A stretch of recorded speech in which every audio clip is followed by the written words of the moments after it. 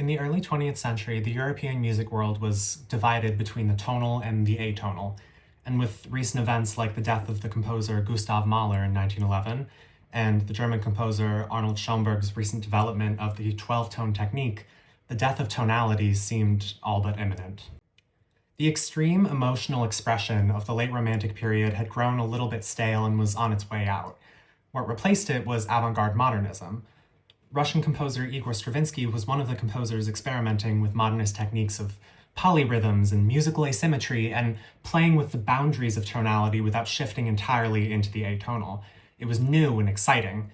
And even when Stravinsky was composing based on these primitive, even prehistoric themes of Russian folklore, the experimentalist style seemed like the new avenue for musical progression, which did not entirely reject tonality like Schoenberg. Stravinsky's early experimentalism is best seen in his most famous work, the 1912 ballet Le Sacre du Printemps, or The Rite of Spring.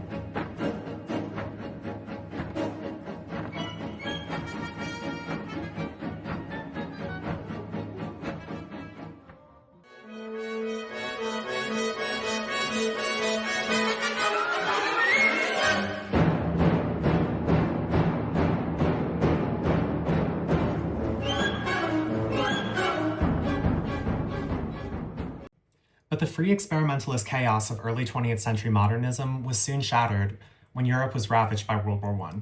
The art world was left disillusioned with pre-war modernism, and a lot of people's faith in reason, progress, and civilization as a whole was broken by the brutality of the war. So where was post-war Stravinsky supposed to go after the epic modernism of the Rite of Spring? He couldn't return to the expressionism of the Romantic period, as elegant Romantic era excess wasn't exactly what European audiences needed at this time either. Without Romanticism or pre-war experimentalism, where would Stravinsky turn to? The answer was the Neoclassical. Now, for our purposes, the Neoclassical means the contemporary reception or revival of classical periods in culture. This includes music from the Baroque and classical periods of the 17th and 18th century. Now, neoclassical music relies on allusions to earlier classical works into which modernist techniques and styles are then incorporated.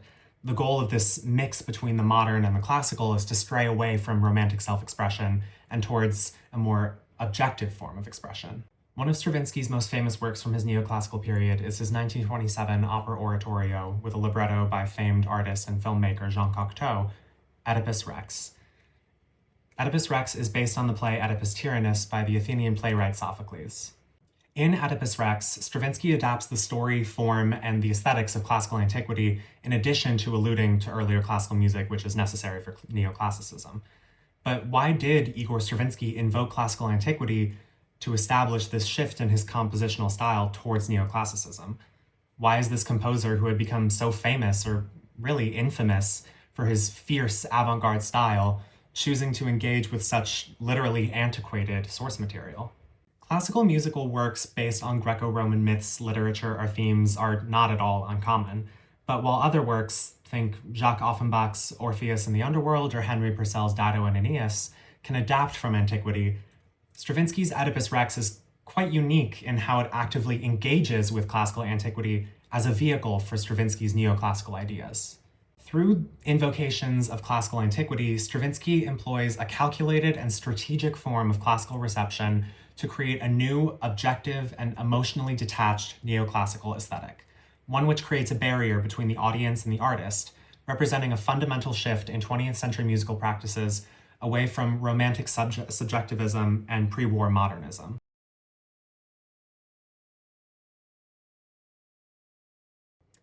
First, I want to go into a little bit of musicological context. Specifically, what on earth does neoclassicism have to do with the rejection of emotional expression? Well, the famed composer, conductor, and musicologist Leonard Bernstein argues that the horrors of the early 20th century, especially World War I, led to a shift in the war-ravaged art world where artists were turning away from emotional expression out of a sense of insecurity and, frankly, embarrassment at the sheer sincerity of this elegant, emotional musical expression. So now, 20th century musicians, writers, artists, etc., They all started to speak through a mask of classical illusions, which emphasize what Bernstein called the obliquity of expression, rather than the direct expression of emotions. This saw composers like Igor Stravinsky taking the once directly expressed emotion of older classical works and repurposing them into his own music, and then expressing that emotion through these illusions. Stravinsky was thus able to control an objectified expression through the decorum, order, and emotional constraint of classical forms, and that is what neoclassicism is.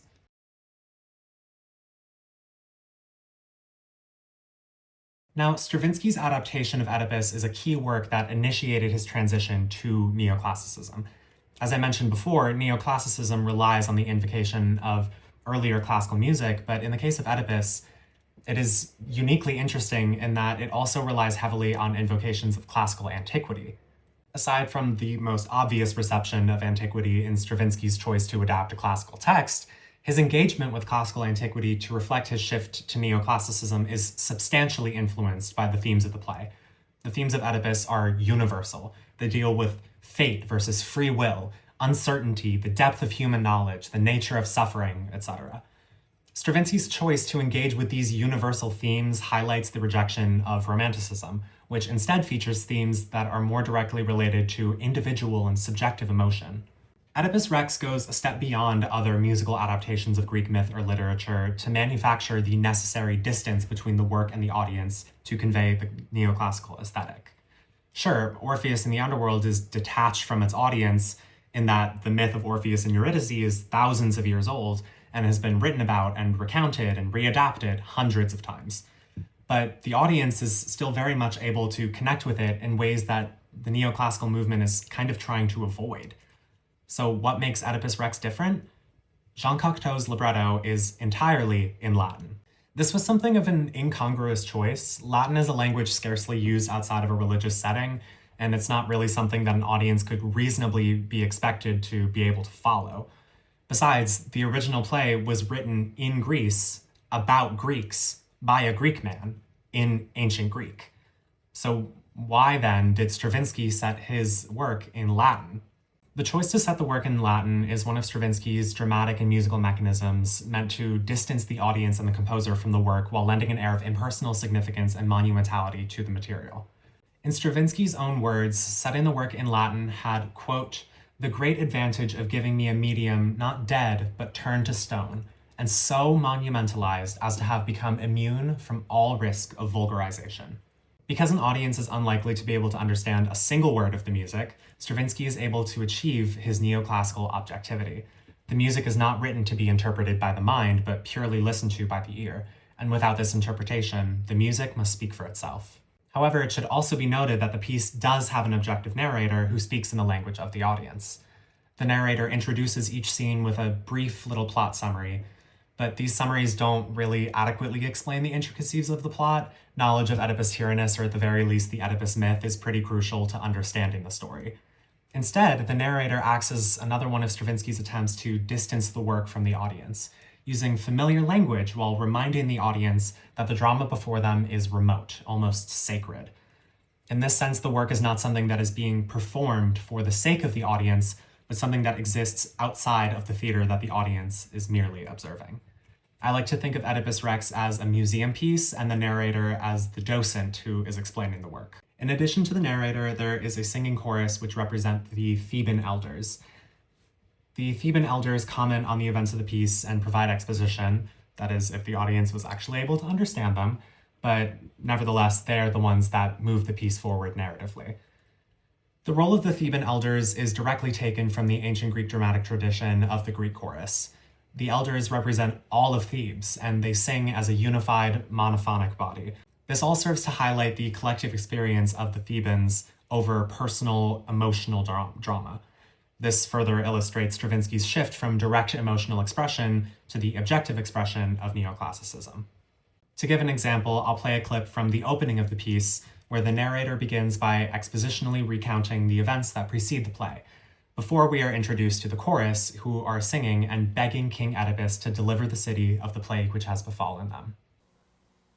This is the drama. Thebes is a demoralized city. First the Sphinx, Now the plague. The chorus implores Oedipus to save his city. Oedipus has conquered the Sphinx. He promises.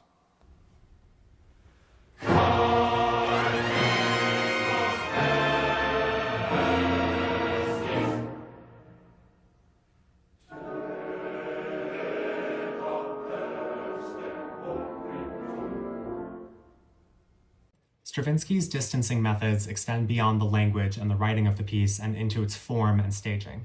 The work is described by Stravinsky as an opera oratorio, which is a combination of the dramatic opera form and the more constrained oratorio form. The oratorio has roots in religious music, think Handel's Messiah or Haydn's The Creation, and its usage in Oedipus Rex transforms the tragic drama of the story into something that's almost static and ritualistic. While a traditional opera cast could be described as a group of singing actors, the cast of Oedipus Rex is probably better described as a group of acting singers. Stravinsky's focus on music over theatrics aligns with neoclassical ideas of order, moving away from romantic emotionalism, which is bound to come through in traditional operatic performance. Even while being a combination of an oratorio and an opera, the theatrical elements, specifically the staging, are not substantial. Per Stravinsky's instruction, movement should be kept minimal and the principal actors are to wear masks, as ancient Greek actors would have. Some productions, like Julie Taymor's 1992 production starring Jesse Norman as Jocasta, lean more heavily into the objective expression of Oedipus Rex through costuming, which incorporates puppetry and masks reminiscent of Cycladic statuary. These directorial decisions are an extension of Stravinsky's receptive vision of classical antiquarian imagery, which illustrates the statuesque quality and objective expression over fluid emotionalism in the Romantic tradition. Igor Stravinsky's Oedipus Rex is the perfect piece to illustrate his shift towards neoclassicism. He embraced aesthetic principles of order, balance, and emotional restraint, and did this through Invocation of classical antiquity. In choosing to adapt Sophocles' archetypal tragedy to facilitate this shift in style, Stravinsky and Cocteau returned to an ancient Greek emphasis on external forces and universal themes in order to reject the internal dramatics which are central to 19th century Romanticism. By setting the music to a Latin libretto, Oedipus Rex detaches itself from direct interpretation by the audience, instead relying on an objective narrator and a Greek chorus to guide the audience through the piece. This creates distance between the work and the audience, which allows the piece to stand objectively on its own, unburdened by self-expression and emotional interpretation. Further, the staging and form of the opera oratorio harkens back to classical Greek theatrical traditions of masked singers and utilizes the rigidity of the Baroque oratorio form to create an objective portrayal of the tragedy of Oedipus Rex. Through a unique blend of ancient source material, formal musical constraints, and Stravinsky's own modernist techniques, he was able to establish Oedipus Rex as a seminal work in 20th century neoclassical music, which demonstrates how the invocation of classical antiquity can be used to inspire novel artistic movements.